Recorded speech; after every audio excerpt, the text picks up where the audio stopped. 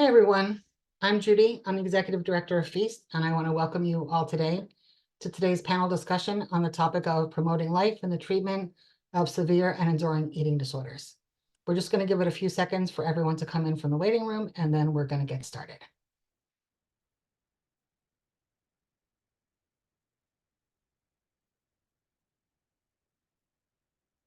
Okay, so I just want to remind everyone to please keep your camera and your microphone off throughout the course of this discussion.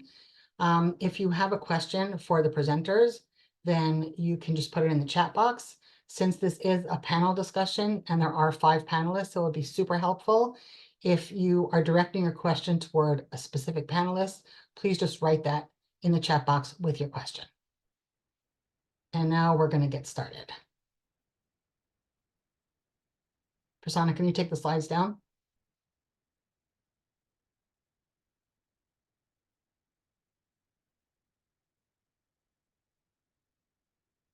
I'm just going to get started. Okay. I'm going to start us off. I'll be the first panelist, and then everybody else will follow. So here we go. In February 2022, the eating disorders professional community was both shaken up and polarized by an article published in the Journal of Eating Disorders titled Terminal Anorexia Nervosa, 3 Cases and Proposed Clinical Characteristics. This paper coined the term terminal anorexia nervosa and unleashed immeasurable damage worldwide. It gave rise to the creation of treatment pathways which lead away from life and which quash hope for recovery. I lost my daughter to anorexia and to suicide, which makes me especially sensitive to the term terminal anorexia nervosa and the idea of using medical aid in dying for people with anorexia. I know that there are individual cases where parents have supported their adult child's decision to stop living. And as someone whose daughter suffered for 13 long years with an eating disorder, I think I understand it better than most. I could not have chosen that path, but my heart is with those who have. I understand all too well that not everyone recovers, that some people remain in an active state of illness, that some people will die, and that everyone with an eating disorder is tortured by it. I know how abysmal the recovery rates are for eating disorders. I lived it. And still, I fully believe in recovery, and I don't think that's a contradiction. I have met people who recovered from an eating disorder after decades of illness, people who had been written off by everyone in their world, people who shouldn't have recovered, but they did. They went on to live their best lives, to establish families, to enjoy their grandchildren, and to mend a lot of fences that their eating disorder destroyed. My daughter had what is classified as severe and enduring anorexia nervosa, though I feel like that term is a total misnomer for the illness that she had. I also think that citing the high mortality rate of eating disorders all of the time is actually detrimental, because it implies that we almost need to accept losing people to eating disorders, since it's somehow expected given the high mortality rate. On a personal level, it feels to me like it reduces my daughter to a statistic instead of recognizing her for the beautiful person who she was. And it somehow makes it acceptable to give up on people with eating disorders and say that, unfortunately, they just fall into that percentage of people who don't survive. Treating severe and enduring eating disorders is not easy. And I have tremendous respect for the providers out there who make it their life's work to save as many people out there as they can, and who remain optimistic about the chance of a positive outcome. I know for a fact that despite my personal circumstance, people with longstanding eating disorders can beat the odds and can recover. Unlikely does not equal impossible. A few years into my daughter's illness, her treatment team, who we trusted, told us that they were going to pivot her treatment in a way that focused less on recovery and more on functionality. I remember feeling betrayed, like they were selling out to the eating disorder. I wish they had explained things more clearly to us, because after reading some of the literature on severe and enduring eating disorders, I understood that this approach was evidence-based. The idea was to motivate my daughter to make space in her life for things other than her eating disorder, to be in an environment where she could form connections with other people, and to offer her an identity as something other than a person with anorexia. For my daughter, this really worked because it gave her life goals to focus on, which were in line with her authentic self. It was the strongest period of her recovery. My daughter was extremely resistant to recovery-oriented treatment, but when this shift of functionality happened and her multidisciplinary treatment team focused on how to move her life forward and how to get her back on the track that she veered off of when she developed an eating disorder, we saw real progress. They were really good at leveraging my daughter's authentic interests and goals against her eating disorder. They were able to harness my daughter's ambitions to propel her forward in her recovery. We saw my daughter take ownership of her treatment and seek higher levels of care when the eating disorder voices got in the way of how she wanted to live her life. We saw her fight back against the eating disorder so that she could do the work she loved and lead a productive life. She was much more compliant in treatment and kept her weight where it needed to be so she could keep her job and maintain her functionality.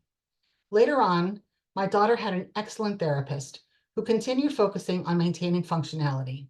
She projected confidence in my daughter's ability to live a good life, even when, or maybe especially when, my daughter's motivation and mental energy dropped. She held hope in my daughter's eventual recovery and in her being able to live the life that reflected the person who she was without the illness. Despite my daughter's depressed spirit, she couldn't help but be influenced by the positivity that her therapist projected and by the dream of living her life without the burden of her eating disorder. As a parent, it gave me relief to know that this therapist wasn't giving up on my daughter. I carry that with me today, and feeling that my daughter was in good hands, treated by someone who fought for her recovery until the very end, is a huge comfort for me, despite the outcome. My daughter was very sick for a very long time. Recovery didn't seem probable, and yet, every single day of her illness, I held hope in her recovery against all odds. That hope enabled me to put one foot in front of the other, day after day, month after month, year after year, and be there to support my daughter throughout the long ordeal of her illness. That hope was my fuel, my oxygen, my light during a time of extreme darkness. In retrospect, even though my daughter didn't recover, I don't think it was false hope, and I'm so grateful that I had it to hold on to when I needed it the most. Robbing parents of that hope by labeling their loved one as hopeless or terminal is a horrible thing to do. We do not give up on our own children, and no one else should either.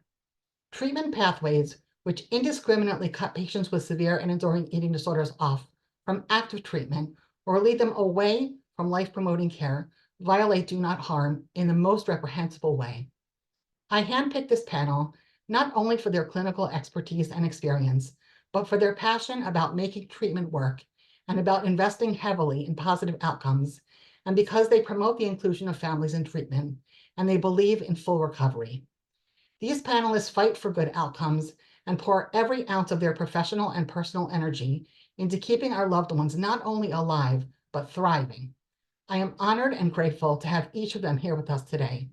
And now I'm going to hand off to one of my absolute favorite people, not only in the eating disorders field, but in the world at large, Dr. Walt Kay.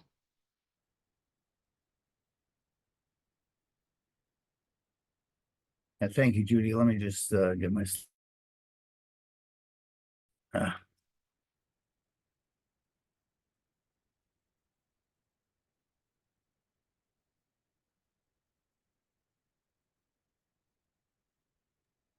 While Dr. Kay is trying to get his camera on, I want to remind everyone else to please keep your cameras off.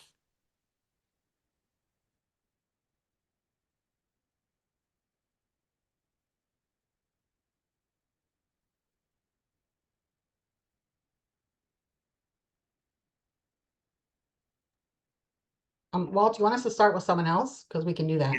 Yeah, go ahead. Okay, so Lauren, you want to go first? Or next? Yes, I'm ready. Sorry. So honored to be here, and Judy, what a beautiful introduction to such a difficult topic, and your story, I think, summarizes a lot of my thinking about this as well. And Judy gave us some specific questions, and I'm not sure I'm specifically answering the questions as much as saying also what I want to say about this topic, but I'll do my best. So the first question I had was, what do life-affirming goals look like for people with severe and enduring eating disorders, and how do you use them when a person seems to be giving up on life? So I think as Judy's story exemplifies, we want to help people build a life worth living, help them find meaning, whether it's a job, school, caring for animals, a hobby, volunteering.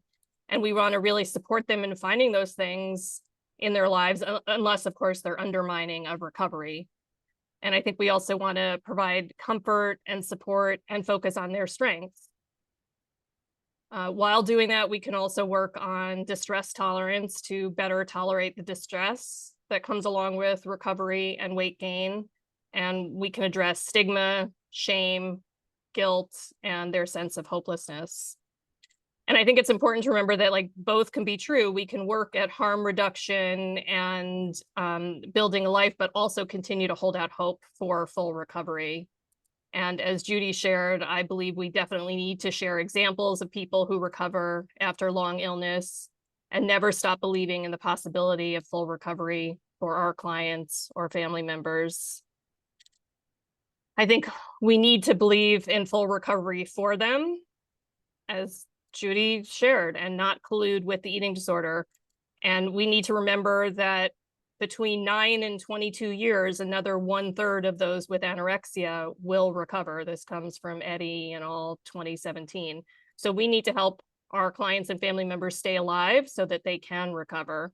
And I think the average age in that study of recovery was like 47, which is way older than 30, which was one of the cutoffs mentioned for the diagnosis of terminal anorexia. And I wanted to share 2 quotes. This was something I shared on social media from a person who recovered after a very long illness. When I couldn't choose recovery for myself, my chosen family and treatment team chose it for me. I'm so grateful they did, because I could have been another statistic with terminal anorexia. And now I have a recovery and a life I couldn't have imagined. I'm here today because of the people in my life that never stopped believing in my recovery. And I want to share another quote by Rosiel Elwin, who is a person with severe and enduring anorexia, who wrote a response to the paper in IGED. And Rosiel wrote, "A critical aspect of work with this psychologist has been my experience of having another person truly believe that my future includes a fully realized, recovered self. While I still cannot imagine and do not believe in a full recovery, it has been a transformative experience to have another person believe in this future. Knowing another person holds belief for my recovery creates a perpetual delay of my intentions to disengage from treatment and engage in self-destructive behavior." So I think those 2 quotes were really powerful. And I wanted to share, I was asked to share what a multidisciplinary team looks like when treating severe and enduring eating disorders. So I think ideally it includes a full team of a therapist, a dietitian, a medical doctor, a psychiatrist, family, and other supports, whoever those may be, like, recovery coaches, occupational therapists, executive function coaches, because we need to carefully manage all the comorbid issues. All the medical and psychological issues have to be well managed. And of course, to do this, we need more access, right? I mean, not everyone, the unfortunate thing is not everyone has access to full treatment teams. So as a society, we have a long way to go to really help this population. And that's all. So I guess I can turn it back to Dr. K. Thank you. Hopefully I can get this to work now.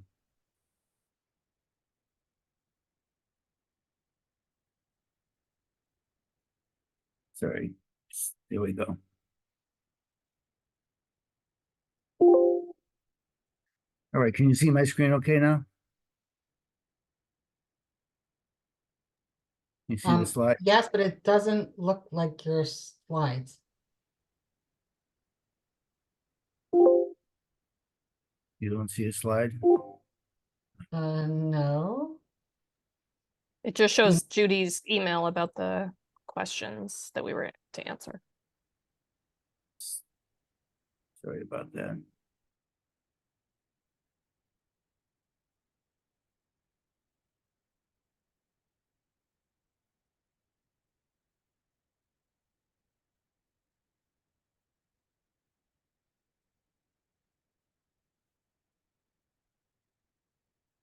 You want to go on and I'll just keep trying to get this to work here. Angela, you want to go next? Sure. I finally found it here, so Oh, there you go. There's your slides. sorry about that. All right, so I'm going to talk about a pathway to finding effective treatments for anorexia. And, I don't think we're going to get there in the direction that we're going now, that we need a new perspective, but we need to really incorporate what we're learning about genetics and biology. So as we all know, these are chronic disorders with high mortality for many people. There's no FDA approved medications. We really don't understand the biologic mechanisms. So I'm going to talk particularly about anxiety, which, my sense is perhaps the strongest and most replicated data that we have, and how it's associated with pathologic eating, genetic transmission, it's premorbid and persistent after recovery, and the neurochemistry. And in reading this, the article by Gadiani, she says that treatment seems both futile and harmful, and there was no level of harm reduction that was successful. But three of these cases, all three of the cases had OCD, and two of the three cases mentioned substantial anxiety. And so, this isn't a new idea. There's actually been a fair amount of publications about anxiety and fear in people with anorexia.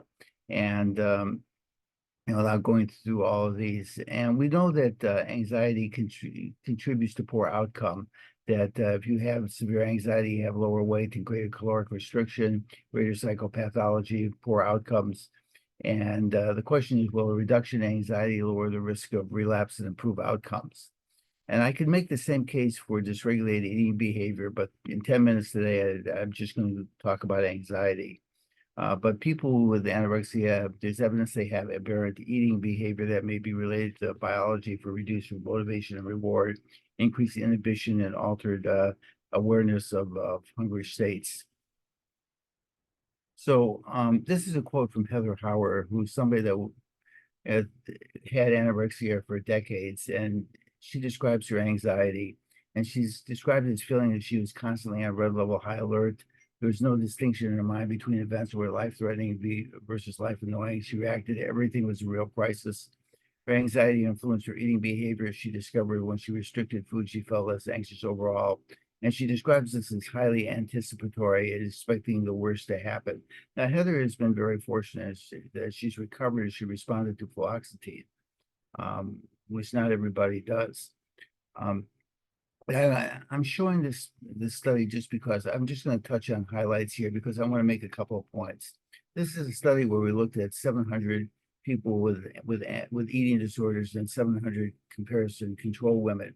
And we asked the question if people were ill at the time that we studied them or whether they were recovered, and these are the healthy controls.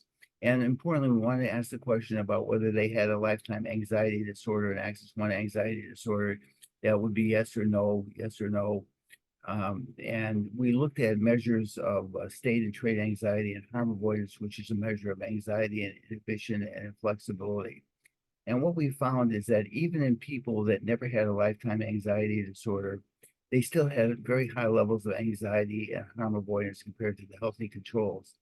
And even the group of people that recovered continued to have high levels of anxiety and harm avoidance compared to the healthy controls, suggesting these are traits that exist whether or not you end up with an anxiety disorder.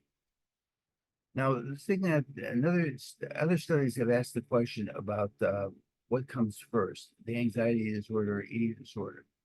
And this is the deep study was done in New Zealand. The deep study was Pittsburgh, the Buick study was New Zealand, and the Goddard study was France. And my study was North America and Europe and the UK.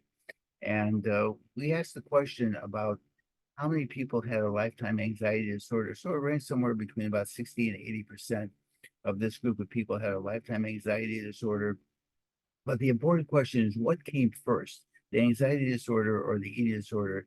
And about 60% of the time, the anxiety disorder occurred first in childhood, years before people developed anorexia. Most common anxiety disorders, 23% had OCD, 13% had social phobia, which is much higher than you would see in a community sample. So there's been new perspectives on the genetics eating disorders and anxiety. And eating disorders often occur in families. They're cross-transmitted in families. You can have anorexia and have a relative with bulimia, so there must be some shared vulnerability. There's an increased family risk for full or partial anorexia symptoms and NOS and mood disorders and OCD and or obsessive compulsive personality disorder. And twin studies have, which is a way of kind of parsing out how much is environment and how much is heritable genetics, show that the heritable risk is somewhere between 28 to 74%. And this is probably the most important finding. Eating disorders share genetics with other psychiatric disorders, with OCD, major depression, schizophrenia, anxiety, neuroticism, and Parkinson's disease. So there's some shared genes here. And it suggests that the powerful neurobiology is genetically transmitted. And you know, the history of medicine is that if we understand the disease mechanism, usually can accelerate the development of effective treatments. And COVID is probably the poster child for this, because discovering you know, the structure of the virus has led to vaccines and other effective treatments. There's also been studies that have been done looking at the relationship to anxiety. And this is a study that was done in a Danish population registry. Now, there's certain advantages to looking at these disorders in countries like Denmark, because they have a registry. Everybody in the country, their medical and psychiatric disorders are go into a database, and of course it's anonymous, but you can look at what runs in families. And so what they did is they determined the risk of anorexia in patients admitted to inpatient or outpatient service with severe anxiety disorder compared to the general population. And they found that people with anorexia had increased risk of, or if you had OCD, social phobia, or general anxiety disorder, it increased the risk of developing anorexia. And cross-generation analysis found that if you had a father with panic disorder, it increased your risk of developing anorexia. And their conclusion was anxiety disorders and anorexia share etiologic mechanisms, and anxiety may represent one development pathway for developing anorexia. So it's not really quite clear how these are related. Twin studies also show this shared genetic susceptibility of anorexia and anxiety disorders. And if you have an unaffected co-twin, you have an eating disorder, you have a co-twin, they're more likely to have an anxiety disorder. And that comorbidity between anxiety disorders and sorry, my screen is blocked here, and panic disorders in families. So vulnerabilities for eating disorders tend to be this anxious, obsessive, perfectionistic temperament that tends to occur in childhood prior to developing anorexia, and it persists after recovery. And a study that hasn't been published yet that was done at UCSD is a large-scale prospective study that's able to starts looking at children and does imaging and behavioral measures, and then follows these children up over many years. And so this is the first large-scale prospective study. And what they have found is that if you develop an eating disorder and go back to look at what you were like as a child, that there are premorbid brain and behavioral vulnerabilities that occur in childhood that you know create a vulnerability to develop eating disorders. So it's not my data, so I can't go into more detail of that. What is different about eating behavior in people with anorexia? You know, if you don't have eating disorder and you go without eating for a while, people tend to feel uncomfortable. They feel more irritable and tense. And, you know, that makes food taste better when you get really hungry. It's more pleasurable. People with anorexia are very different than that. Food is associated with anxiety and uncomfortable feelings. And people with anorexia often tell you that they feel better when they don't eat. And maybe even it's empowering or rewarding. And actually, you know, certainly treating people with anorexia for a long time, it's not unusual to see people actually panic or terrorized by eating. So there's some very powerful relationship here with anxiety that we just haven't defined. And one question is, can anxiety explain some of the puzzling symptoms you see in people with anorexia?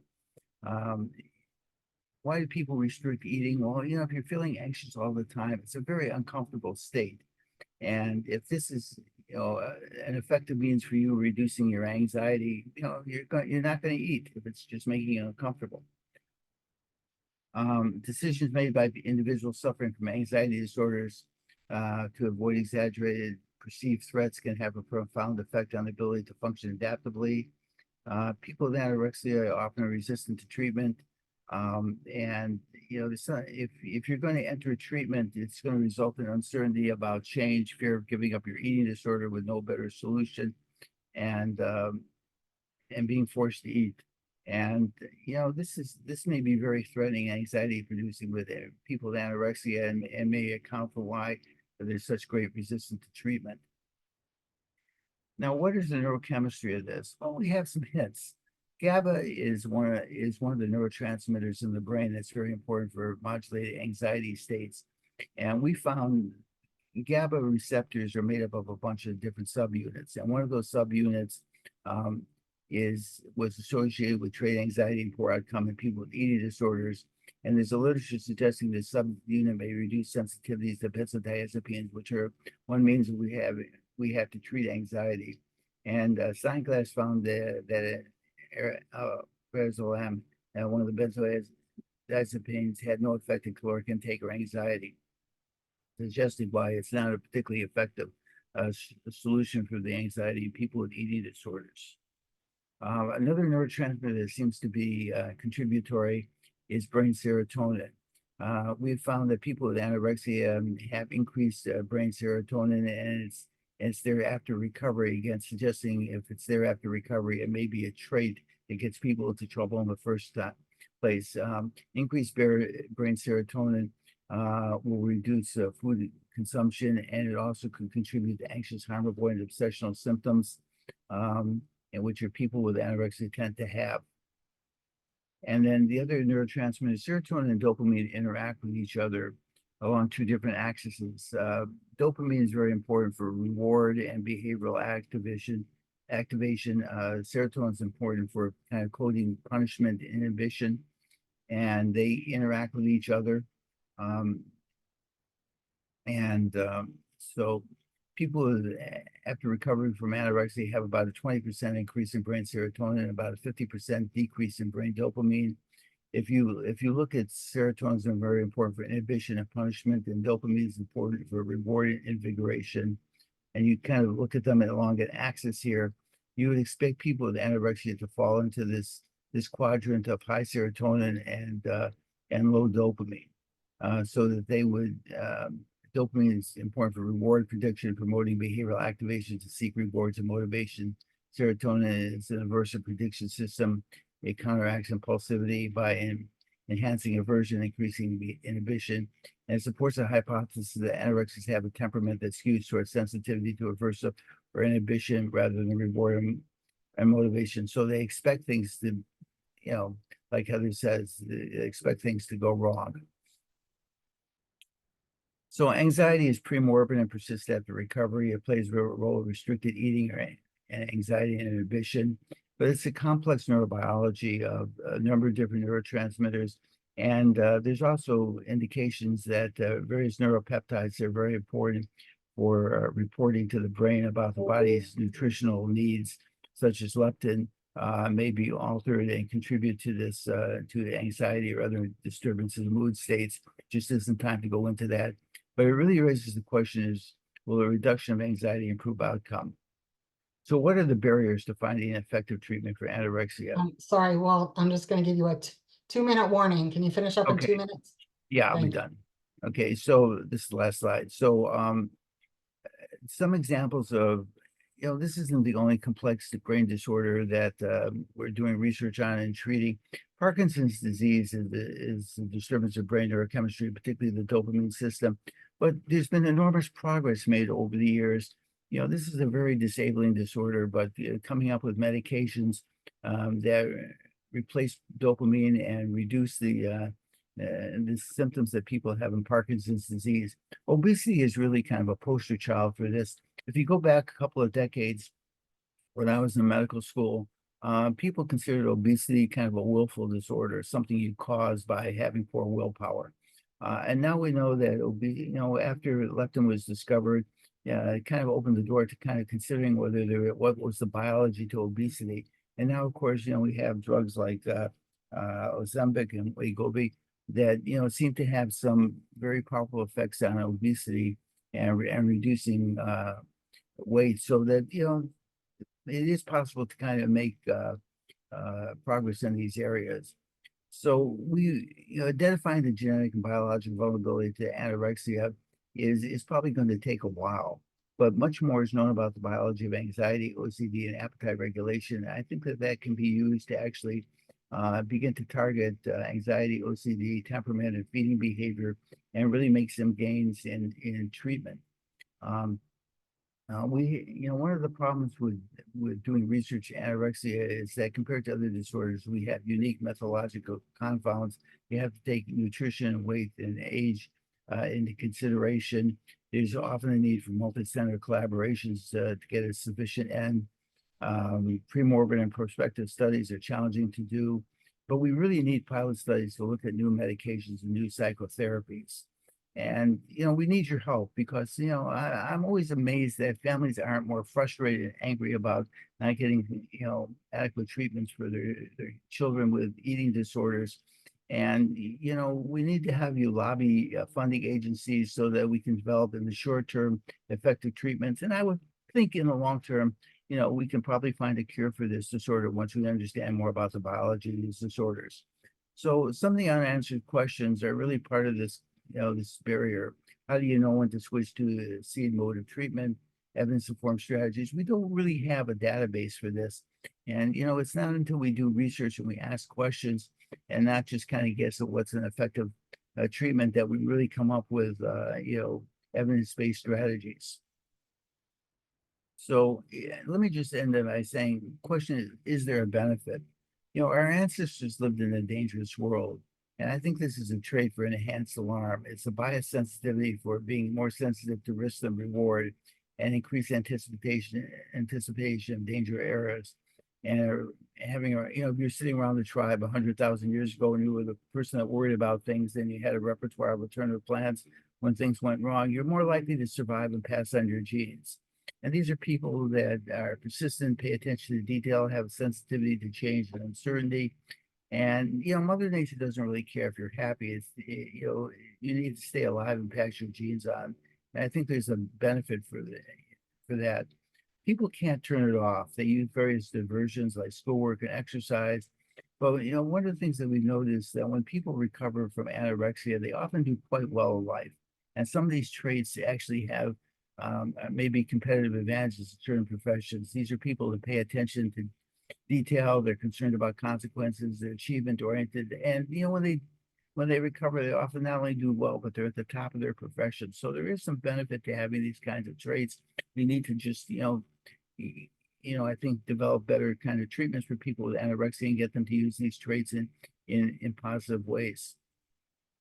So I'm going to end right there. Thank you very much.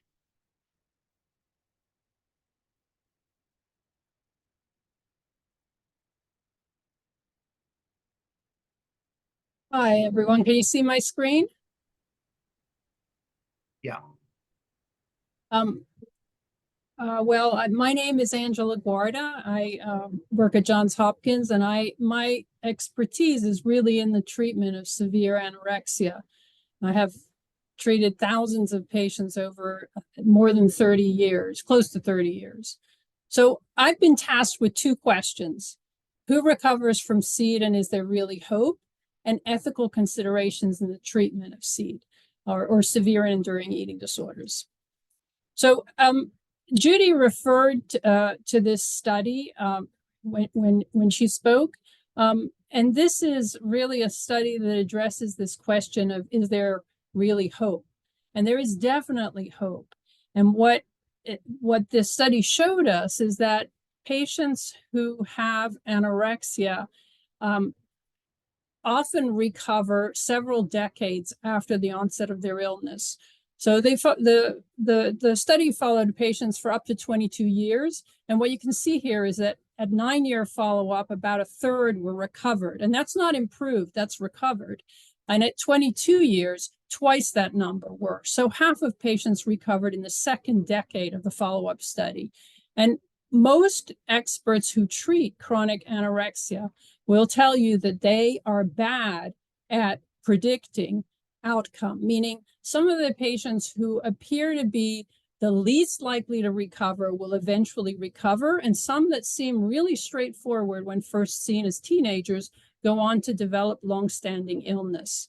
So what is important when you speak to recovered patients is that they often say to me that although their treatments may have failed, they learned something from each treatment, and that at some point in their life, they reached a point, sometimes called a tipping point, when they were able to escape the gravitational force of their illness. And that at that time, they were able to implement a lot of the tools that they had picked up along the way in treatment.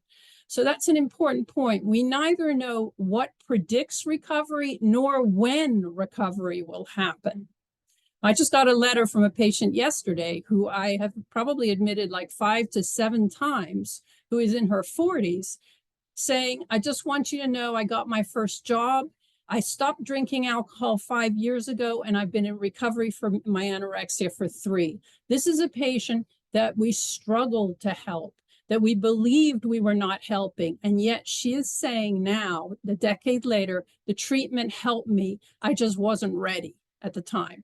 So we know that we have some predictors of outcome. The biggest one is weight restoration for anorexia, that we need to reverse the starved state for the brain to function and for recovery to be an option, that eating pattern and weight control behaviors have to be normalized. And as Lauren said, that we have to somehow replace everything that the eating disorders took from patients. They have often lost family, lost friends, and fallen behind in terms of their productivity and interests. And that vacuum needs to be filled in some way. So some of the hurdles in anorexia are specific to the illness and to symptoms of the illness. And one of the big ones is ambivalence towards treatment, which is a cardinal characteristic of this disorder, because the disorder is intertwined with identity and values. Patients often say, without my anorexia, who would I be? Or the overvalued fear of fatness that drives a lot of restricting. And therefore, attempts to normalize weight or eating feel threatening, as Walt just pointed out, also because of the anxious predisposition that tends to go along with the illness. And some patients may have developed, when chronically ill, develop mistrust in the medical system due to past negative treatment experiences, some of which may actually have been what we call iatrogenic. In other words, made them worse.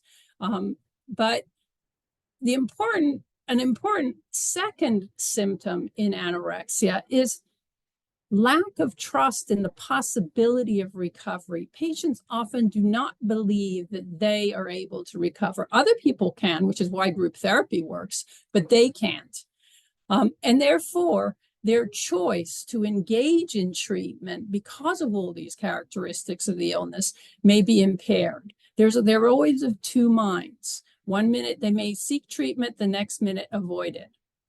And as a result, interpersonal pressure is often used to get patients into treatment. Patients often present not of their own accord, but because somebody is encouraging, persuading, or even at one extreme, threatening them with legal involuntary admission. And we need to understand legal coercion and the role of coercive treatment in anorexia, and when it's justified and when it's not.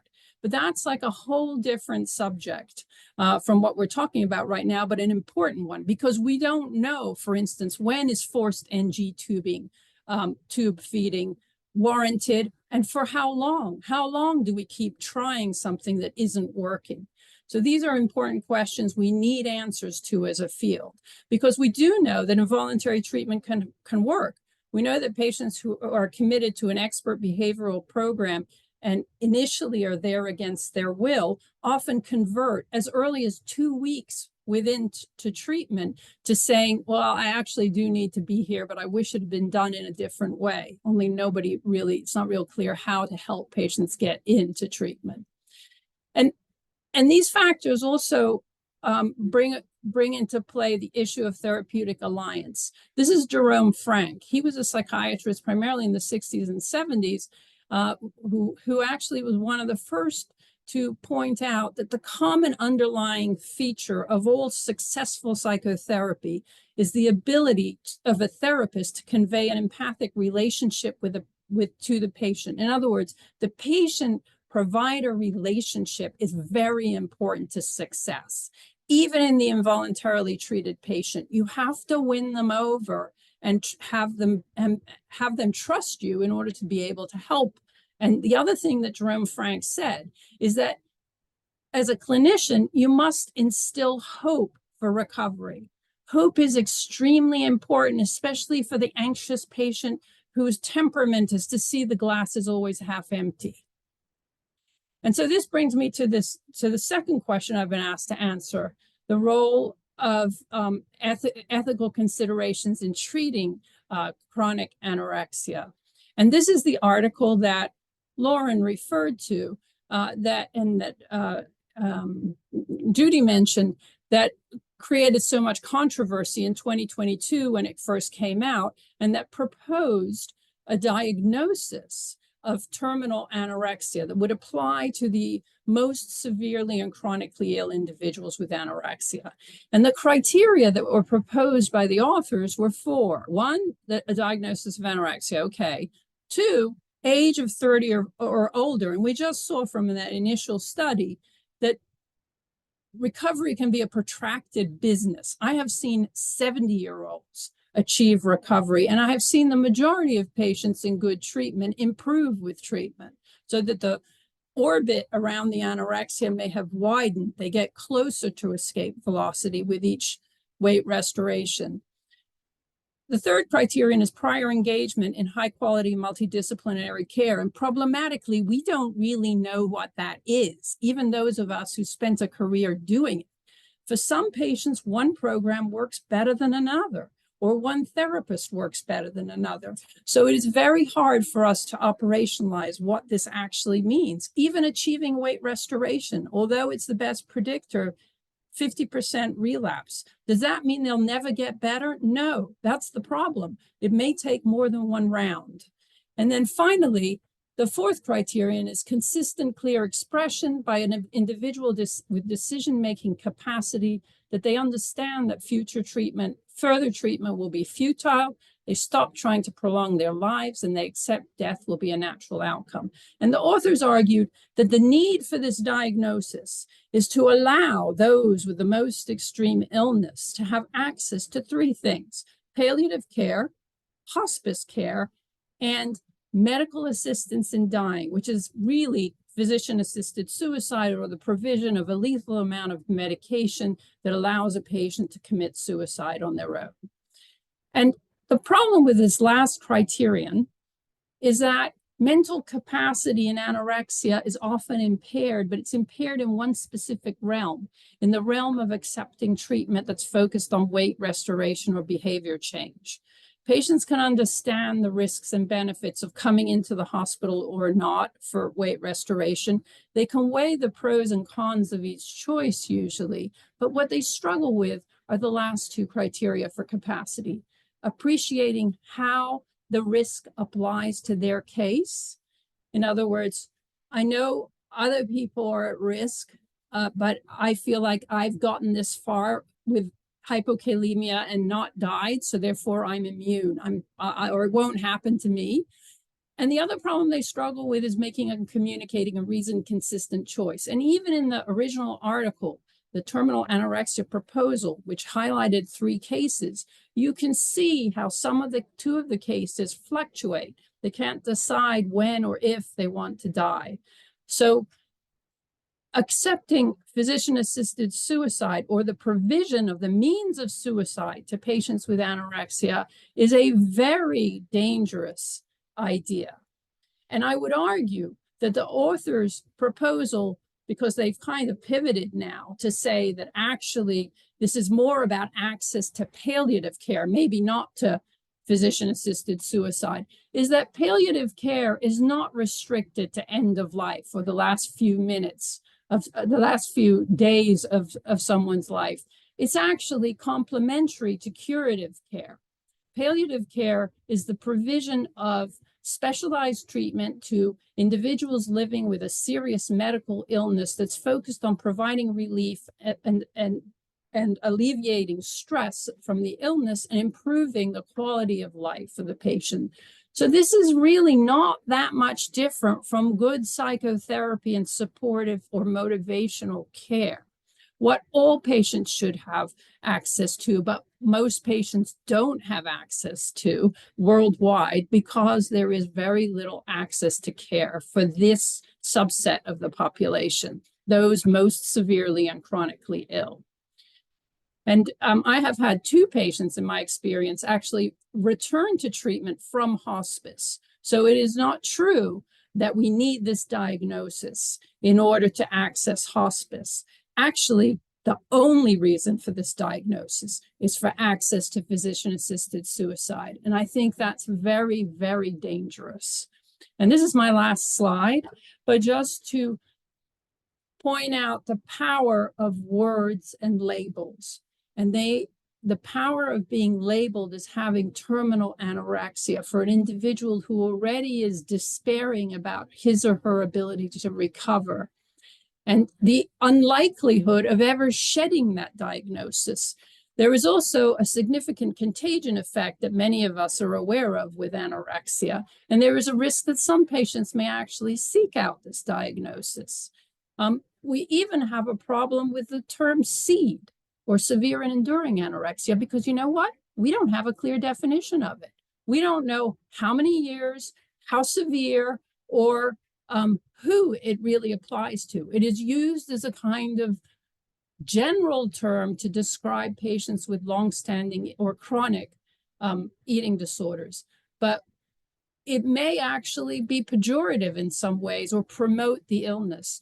This is a picture of George Frederick Watts' painting of Hope that's in the Tate in London that really shows the ambiguous messaging that we are giving, that we are at one point saying there's hope for recovery, and at the other, if we offer something like medical assistance in dying, we are promoting despair. And what we should be doing with SEED is really promoting hope consistently, hope for recovery, or minimally for improvement and stabilization of the illness. Thank you.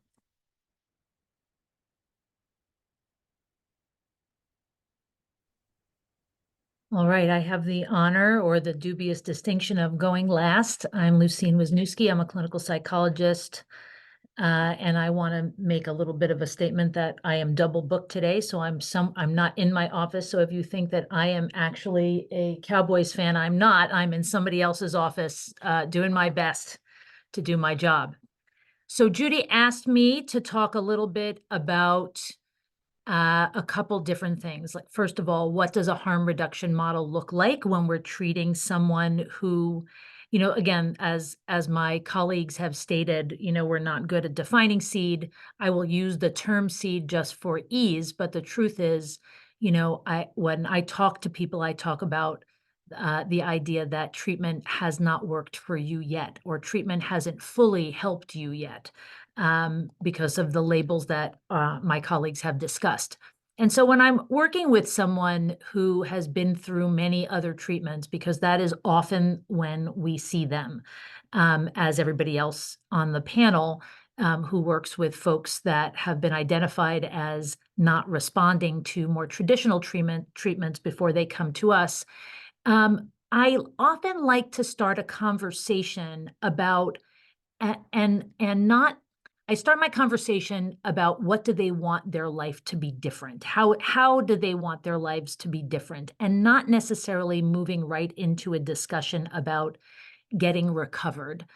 Because I find that when someone has had this illness for a long time, the notion of recovery can be a little loaded and feel a little too far outside of where they might be in that moment. And so I often start with a conversation about what they've already learned in treatment, what's worked and what hasn't worked, and how they think they would like their life to be different in a way that would improve their quality of life in the short term. Now, I don't want you to think that that means that I'm not thinking about how they need to do things differently with their eating disorder, but I find that leading with that can be a difficult conversation because that's what standard treatments often have done.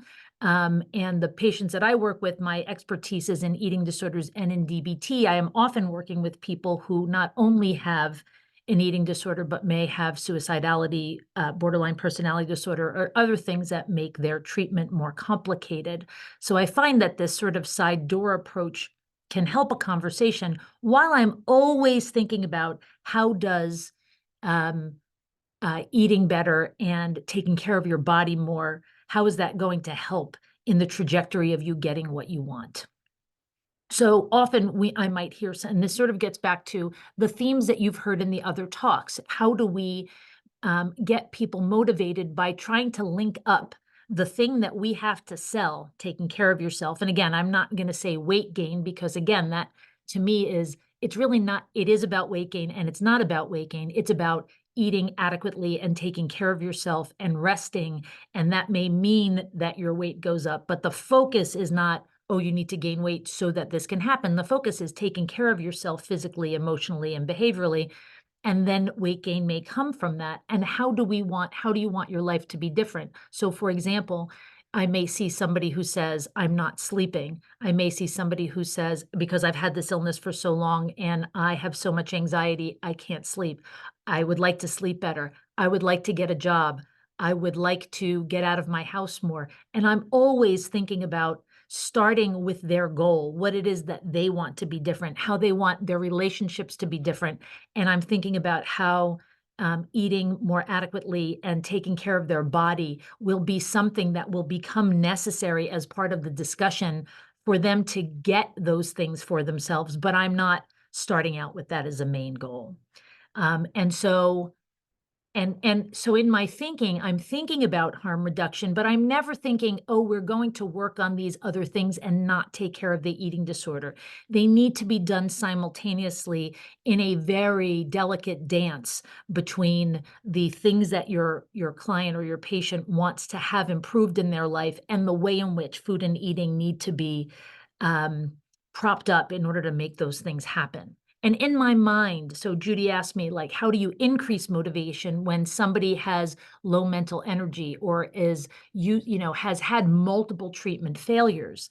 And I think that we have to let go of our conceptualization of things have to be better now. And I feel a little humbled saying that to family members, because if I was the family member with someone struggling from an eating disorder, I'd want it to be better now too. But the truth is that we think about it as slow and steady, water over a rock. Change does not happen very quickly when water flows over a rock, but over time it will show some change.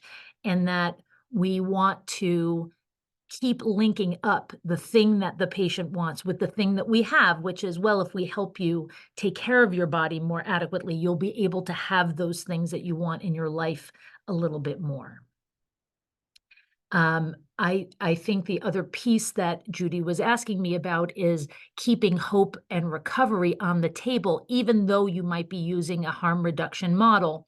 And I think the things that I have to consider, what I find most objectionable in our field is language that sort of puts people in categories that they feel like they can't get out of, as both Angela and Lauren had said. But I think the other piece is not including the people who support our patients from the beginning, whether that be family members, loved ones, because it can't just be that we don't give up hope and we're asking our patients not to give up hope. We have to include the families. I'm really struck by, in preparation for this this this whatever we're doing.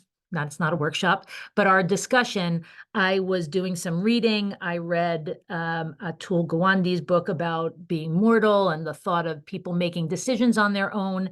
And I think about when in other areas of medicine where people have to make life-changing decisions, we almost never do that without their family being involved. But with this issue, I have been on both sides of this severe and enduring terminal anorexia discussion. I've worked with family members where they had a child who was deemed terminal anorexia, and I've worked with patients, and I was struck by the fact that families were not included in in those discussions, and that really terrified me. And so I am thrilled that there's so many people here and being part of this, and I want to say, please continue to advocate for yourselves and for your loved ones so that you're part of the discussion, because I think the other piece, and then I'll stop because I know then there might actually be a chance for questions, but that our patients are smarter than average and they seem very rational as long as it's not about this topic. And I think that people, medical providers, psychological providers, nutritionists can be bamboozled by their eloquence when it's not about this topic. And I think that family members need to be included from the beginning. So I will stop there, Judy, because I know that we only have 4 minutes, and I'm not sure if there are questions that you wanted to try to tackle.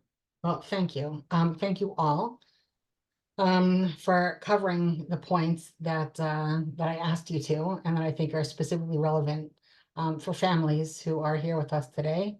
And I wanted to ask, really, Dr. Guarda, but anybody else can just jump in and answer. As parents, we really struggle with the idea of involuntary admission because we're terrified for our child's life. We know that, eating disorders kill. We know that they can do very severe medical damage. And at the same time, it feels horrible as a parent to have to force your child into treatment. And I was wondering, is there a difference in outcomes between voluntary treatment and involuntary treatment? And I'm wondering that because as parents, I think if there's not an appreciable difference, I think it makes us feel better because then we kind of feel like, okay, well, we're pushing our kids into treatment, but there's no difference at the end in the outcome. So that's kind of where I'm coming from in asking the question. Yeah. So, we have, unfortunately, very little data on that. I don't know of any specific to adolescents, but certainly the biggest study of legal involuntary treatment was from the Maudsley. It's relatively old now, but it showed that there was an equal likelihood, and we've actually shown that too here at Hopkins, that there's an equal likelihood of weight restoration for patients who are admitted voluntarily or under pressure, but that and that the long-term outcome from the original Maudsley study indicated that at the first outcome period, and now off the top of my head, I don't remember the length of time, it was like maybe 5 years, that it looked like mortality was higher for the involuntarily treated patients, but at twice that amount of time, maybe it was 10 years, it was equal. And you would expect mortality to be a little higher in the involuntarily treated patients because presumably they're more severely ill or they wouldn't be being treated against their will. But the fact that there wasn't a difference at the longest time point is actually favorable. And certainly, all of us who treat this population or who have treated patients against their will, I think most of us will tell you, look, involuntary measures are only justified when the likelihood of benefit is greater than the risk of harm. And this, I think, is an area where people don't always follow that logic, meaning, for instance, involuntary treatment to help someone into treatment makes sense often if the situation is life-threatening. But if the team is not able to help the patient move forward within, I don't know, a matter of a few weeks, then you have to at some point acknowledge that the treatment is not working and try something else. And I think that unfortunately that doesn't always happen. You see a lot of prolonged involuntary interventions or repeat involuntary interventions.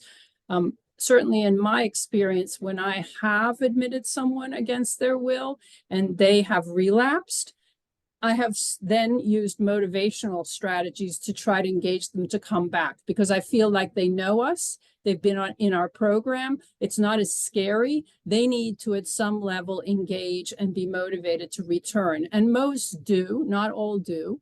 That's not really answering your question, but it's the closest I can come. And I think the message for families is, don't realize that oftentimes the child who develops anorexia has been a very compliant kid you've never had any trouble with, because they tend to be high achieving perfectionists.